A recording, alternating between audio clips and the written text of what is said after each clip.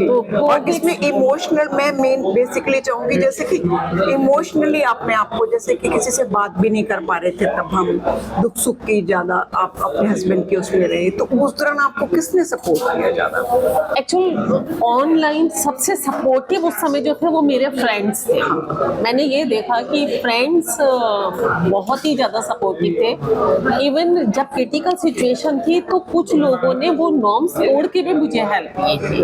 अगर कहीं जाना होता था, फिजिकल हेल्प चाहिए होती थी, तो भी उन्होंने सपोर्ट किया। और मुझे लगता है कि सोसाइटी में शायद गिव एंड टेक से सोसाइटी का चलती है। तो काफ़ी पहले से मैं सोशल फील्ड में काम कर रही थी, तो मेरे सोशल कनेक्शंस बहुत अच्छे हैं। और उस समय लोगों की ज़रूरत थी तो मैंने उनको हेल्प की, और जब मैं ज़रूरत में थी तो वो एक बड़ी ताकत बनकर मेरे साथ खड़े। बहुत बढ़िया। और अब बात करते हैं आपके विद्या फाउंडेशन की।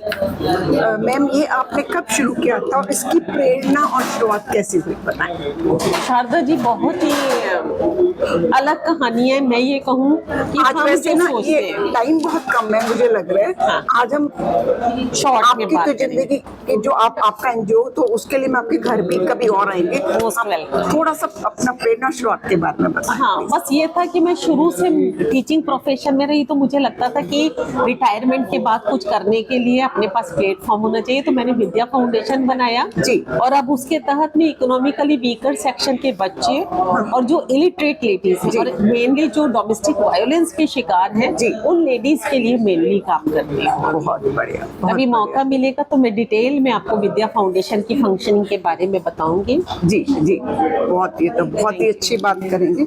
इसमें बताएं कि आपको इस काम को करने में क्या चुनौतियां आई। जैसे देखिए, अभी हमें जो मालूम होता है, लोग मोस्टली सोचते हैं कि ये कोई पॉलिटिकल लिंक, ऐसी आम चुनौती आपको सामने, जब कोई रजिस्ट्रेशन कराना था या कुछ ऐसा कुछ चुनौती आई? रजिस्ट्रेशन के टाइम कोई चुनौती नहीं है, लेकिन काम करने के बाद कोई पॉलिटिकल चुनौती तो मैंने नहीं कभी। लेकिन सोशली हाँ, लोग बोलते हैं कि बड़ा काम करने चाहिए, ये मान के मैं माइंडसेट था मेरा कि लोग कुछ भी कहें। हाँ। मुझे अपना पता है कि मेरा रास्ता सही है, मैं अच्छा काम कर रही हूँ, तो मैंने कभी उन पर कान ही नहीं किया कि मुझे। मैं आपको बताऊं कुसुम की, बिल्कुल सेम हमारे साथ हुआ।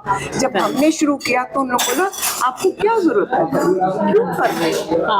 आपकी मंशा पे शक किया जाता है, क्यों कर रहे हो? डेफिनेटली हमें अच्छा लग रहा है, हम शिक्षण संस्थान से I am retired from IGNOU, तो लग रहा है कि अगर हमें पेंशन मिल रही है सरकारी, तो ये हमारा ड्यूटी है कि हम कुछ ना कुछ करें। तो हमने भी 2020 में ऑनलाइन रियल टाइम प्लेटफॉर्म खोला, ऑफिस में गाइडेंस एंड काउंसलिंग, उसी दौरान आप मिले। हाँ, बिल्कुल है ना। तो हम आपको पहली बार कहाँ मिले थे, आप याद बताएं। हाँ, हम गए थे, न्यूमरोलॉजिस्ट आए थे, उनका नाम अरविंद सूद जी। अरविंद सूद जी की एक वर्कशॉप में हमारी आपकी मुलाकात हुई थी। और तब ये नहीं पता था कि उस प्लेटफॉर्म पर मिलना इस जर्नी को इतना लंबा बनाएगा।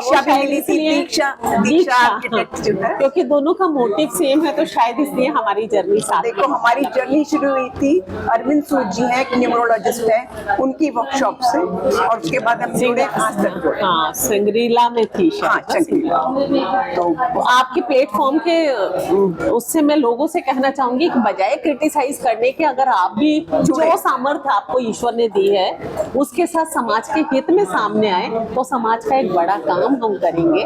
तो बजाय इसके कि हम उंगली उठाएं कि दूसरा क्यों कर रहा है, उसके साथ जुड़ के अगर हम आगे बढ़े तो हम समाज का बहुत बड़ा भला कर रहे हैं, जैसा आप कर रहे हैं। We are blessed. मैं बताऊं, हमारे पास ऐसे लोग जुड़े हैं जो बहुत रिटायर्ड लेडीज हैं, बहुत पढ़ा भी रही हैं, और वी प्रे टुगेदर। किसी को बीमारी में हम थर्सडे प्रे भी करते हैं। और मैं आपको एक बात बताऊं, तो हमने सबको ये बोला है, हम पैसा नहीं दान दे सकते हो, आप थोड़ा सा पढ़ा के शिक्षा दान कर सकते हो, और शिक्षा दान महादान कहलाता है। तो आज मुझे लगता है आज हमारे लिए इतना ही बहुत है। अगली बार आपके स्टूडियो में आएंगे तो हमारी कैमरामैन रिचा और बिलाल के साथ, असिस्टेंट कैमरामैन बिलाल के साथ, तो आपके घर में आएंगे। आपने बोला आप जब बोलेंगे ऑलवेज कोशिश करेंगे, जरूर आएंगे। बच्चों, आप लोगों का स्वागत है मेरे घर में, कभी भी आइएगा। You are always welcome. Thank you once again. Happy senior citizen day. 21 अगस्त को हमने मुनीरका में रिकॉर्ड किया। आशा है इसकी क्वालिटी ठीक होगी। ठीक है, thank you and God bless.